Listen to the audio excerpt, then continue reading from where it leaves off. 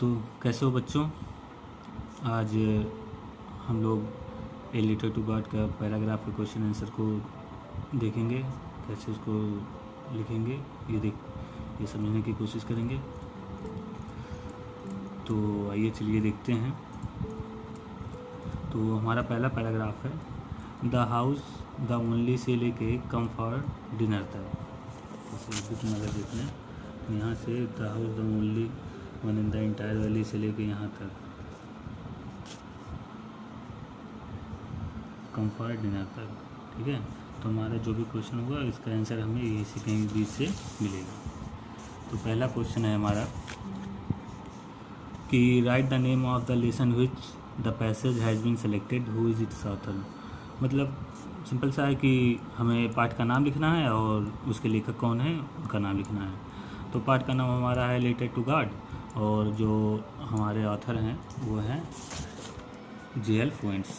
ठीक, तो हम सिंपली इसको लिख लेंगे। तो आंसर क्या हो जाएगा हमारा, लेसन नेम हो जाएगा लेटर टू गॉड और ऑथर्स नेम हो जाएगा J.L. फ्यूएंट्स। अगला क्वेश्चन देखते हैं। अगला क्वेश्चन क्या है, which house is referred to in this line. मतलब किस घर का उल्लेख किया गया है इन पंक्तियों में। मतलब जो पैराग्राफ था हमारा कि the house the only one in the entire valley, तो वही मतलब किसके घर के बारे में बात हो रही है। तो किसका घर था वहाँ पर, लेंचो का। तो हमारा आंसर क्या हो जाएगा कि the house referred to in this line is the house of Lencho. ठीक, तो इसे हम लिख लेंगे अपने शब्दों में। तो हमारा आंसर क्या हो जाएगा, the house referred to in these lines is the house of Lencho. मतलब जिस घर का उल्लेख किया जा रहा है वो घर लेंचो का था। ठीक, अगला क्वेश्चन हमारा, where was the house situated. मतलब घर कहाँ पर स्थित था। तो क्वेश्चन में हमारे इसमें पैराग्राफ में मिल जाएगा, the house was only one in the entire valley. फिर साइट ऑन द, मतलब कहाँ पर स्थित था, site on the crest of a low hill, मतलब एक निचली पहाड़ी पर स्थित था। ठीक, हमारा आंसर क्या हो जाएगा, the house was situated on the crest of a low hill. जो घर था वह एक निचली पहाड़ी की चोटी पर स्थित था।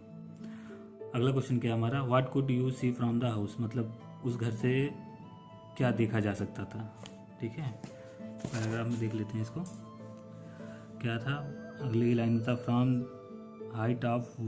फ्रॉम द साइड, मतलब कहाँ से, इस ऊंचाई से यानी उसके घर से। One could see the river and the field of ripe corn dotted with the flowers and that always promise a good harvest. मतलब क्या देखा जा सकता, नदियाँ देखी जा सकती थी, जो फसल थे उसके फूलों से लदे हुए पकी हुई फसल थी, ये सारी चीज़ें वहाँ से देखी जा सकती थी। तो हमारा आंसर क्या हो जाएगा ये कि फ्रॉम द हाउस, मतलब क्वेश्चन था कि क्या क्या देख सकते, तो फ्रॉम द हाउस उस घर से, वन कुड सी कोई भी, द रिवर जो नदी थी, field of ripe corn dotted with flowers and that always promised a good harvest. मतलब नदियाँ देख सकता था, पके हुई फसल थी, फूलों से लदे हुए, उन सबको देख सकता था जो कि एक अच्छी फसल का वादा करते थे।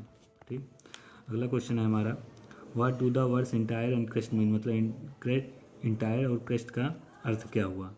तो हमारा इंटायर का अर्थ हो जाएगा होल, यानी इंटायर मतलब संपूर्ण घाटी, होल का मतलब भी पूरा होता है संपूर्ण, क्रेस्ट मतलब ऊंचाई होता है जो ऊंची चोटी होती है, और पीक मतलब भी ऊंची चोटी जो ऊंचाई का होता है। तो ये हमारा पैराग्राफ का क्वेश्चन आंसर था, इसको देख लीजिएगा।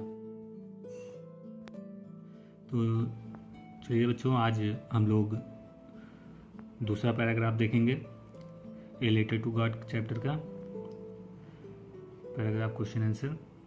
तो पहला क्वेश्चन था हमारा जो पैराग्राफ है वो है, these are not rain drop से लेके said to his sons. Book में देख लेते हैं,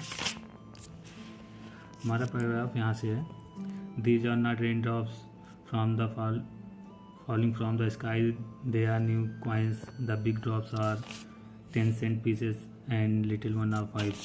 तो यहाँ से लेके हमारा यहाँ तक है, stood in the middle of the field and said to his sons।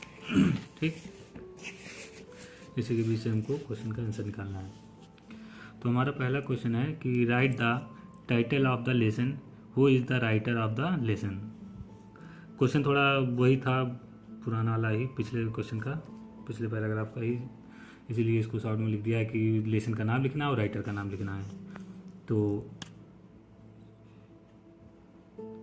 हमारा लेसन हो जाएगा आई लेटर टू गॉड, लेसन हो जाए और राइटर हो जाएंगे हमारे GL फ्वेंट्स। ठीक। फिर दूसरा क्वेश्चन था हमारा identify the person who said the following, मतलब हमें उस व्यक्ति को पहचानना है जिसने यह कहा, it's really getting bad now, I hope it passes quickly. मतलब अब यह ज़्यादा बुरा हो रहा है और मैं उम्मीद करता हूँ कि यह जल्दी ख़त्म हो जाएगा। फिर अब उसी में क्वेश्चन दिया है छोटा सा कि what is he talking about, मतलब किस चीज़ के बारे में वह बात कर रहा है। मतलब यह जो बातें हैं वह किसने कही और किस चीज़ के बारे में कह रहा था। तो क्या था ये किसने बोला था, लेंचो ने बोला था, और किस चीज़ के लिए बोला था, हेल स्टॉर्म्स के बारे में, जो ओले गिर रहे थे, ठीक है, उनके बारे में बात कर रहा था। तो इसको लिख लेंगे। ठीक। तो हमारा कुछ इसका पहले का आंसर हो जाएगा लेटर टू गॉड और GL फ्लुएंट्स, और इसका हमारा आंसर हो जाएगा these words were spoken by the Lencho he is talking about hailstone. मतलब यह शब्द जो थे लेंचो के द्वारा कहे गए थे और वह हेलस्टोन यानी जो ओले थे उनके बारे में बात कर रहा था। अगला क्वेश्चन देख लेते हैं। अगला क्वेश्चन है why did he look satisfied, वह संतुष्ट क्यों दिखाई पड़ रहा था। मतलब जब बारिश होने लगी तो वह संतुष्ट क्यों दिखने लगा, मतलब उसको क्यों अच्छा लगा, क्या वो था जो थी, मतलब जब वह खेतों में खड़ा था तो उसको उम्मीद थी कि उसकी फसल पक के तैयार है, बस फूल लगे हुए हैं और उसको एक बारिश की आवश्यकता थी। और जब बारिश शुरू हो जाती है तो अपने खेतों को बारिश की चादर से ढका हुआ देख कर वह काफ़ी संतुष्ट महसूस करता है। तो हमारा इसका क्या आंसर हो जाएगा, he looked satisfied because he regarded the field of ripe corn with its flower draped in a curtain of rains. मतलब वह क्यों सेटिस्फाइड था, तो हम यहाँ भी देख सकते हैं कि with satisfied expression he regarded the field of ripe corn with its flower draped in a curtain of rain. मतलब जब उसने बारिश होते हुए देखा अनाज की फसलों पर अपने, तो वह बहुत ही संतुष्ट दिख रहा था। अगला क्वेश्चन है हमारा कि out of 5 statements only 2 are true, point out these 2 statements. मतलब 5 स्टेटमेंट दिए हुए हैं, उनमें से सिर्फ 2 सही हैं, उसे हमें फाइंड आउट करना है। तो पहला द हेल स्टॉर्म स्टॉप्ड सून, मतलब जो तूफान था वह जल्दी रुक गया। दूसरा है the boys came out of the house and began to pick up the hail stones, जो लड़के थे वो घर से बाहर आए और उन्होंने जो ओले थे वो उनको बीनना शुरू कर दिया। अगला है the cornfield was covered with A thick layer of salt, मतलब जो खेत था वो नमक की मोटी परत से ढक गया था।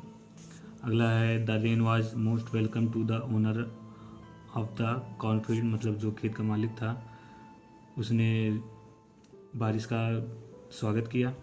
अगला है the hail stones were small in size of a new silver coin, और जो मतलब ओले थे वे छोटे सिल्वर के सिक्कों के समान थे। तो हमारा क्या सही हो जाएगा, पहला ये कि बच्चे जो थे उसके लड़के बाहर ओलों को बटोरने के लिए बाहर आ गए थे, और दूसरा हो जाएगा कि जो लेंचो था जब बारिश हुई तो बारिश का उसने स्वागत किया। तो हमारा आंसर हो जाएगा दूसरा और चौथा। ये पांचवा देख लीजिए, the hail stones were small in the size of new silver coin. तो इसमें थोड़ा सा एक कन्फ्यूजन है कि जैसे hail stones were small in size, मतलब साइज में छोटे थे और नए सिल्वर कॉइन की तरह थे। तो नए सिल्वर कॉइन की तरह तो दिख रहे थे पर साइज में जो थे वो बड़े थे, इसलिए ये वाला नहीं होगा। ठीक है, दूसरा और चौथा हो जाएगा। अगला क्वेश्चन है point out the word with the following meaning, they are located in the paragraph of the passage. तो पहला है रैप्ड, दूसरा है बी लाइक। तो रैप्ड यानी लपेटना या ढका हुआ तो उसका हो जाएगा कवर्ड। बी लाइक यानी मिलता जुलता एक जैसा दिखता हुआ तो उसका हो जाएगा रिजेंबल, जो कि हमारे पैराग्राफ में देखिए कि रिजेंबल हमारा यहाँ मिल जाएगा। और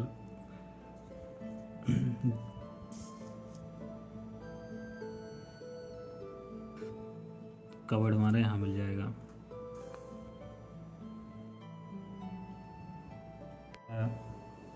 दूसरा पैराग्राफ ख़त्म होता है, तो इसको भी देख लीजिएगा और उसको नोट कर लीजिएगा अपनी कॉपी में। बाकी अगला पैराग्राफ कल देखा जाएगा। तब तक के लिए घर पर रहिए, सुरक्षित रहिए।